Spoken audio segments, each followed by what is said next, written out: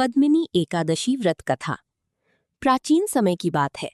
त्रेता युग में एक कृतिवीर्य नामक राजा था।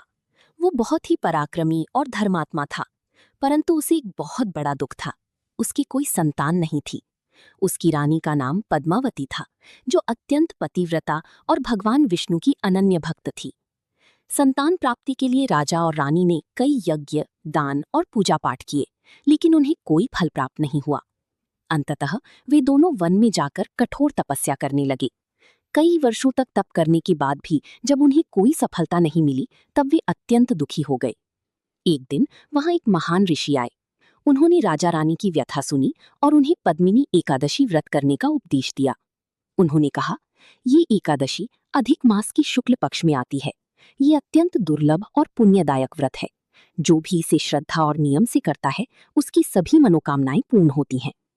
ऋषि के वचनों को सुनकर राजा कृतिवीर्य और रानी पद्मावती ने पूरी विधि विधान से पद्मिनी एकादशी का व्रत किया।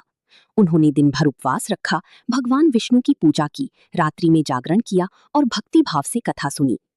उनकी कठोर भक्ति और व्रत से प्रसन्न होकर भगवान विष्णु प्रकट हुए और उन्हें वरदान दिया, तुम्हें एक तेजस्वी और पराक्रमी पुत्र प्राप्त होगा। कुछ समय बाद रानी पद्मावती ने एक महान पुत्र को जन्म दिया, जिसका नाम कार्तवीर्य अर्जुन पड़ा। वो आगे चलकर बहुत ही बलशाली और प्रसिद्ध राजा बना।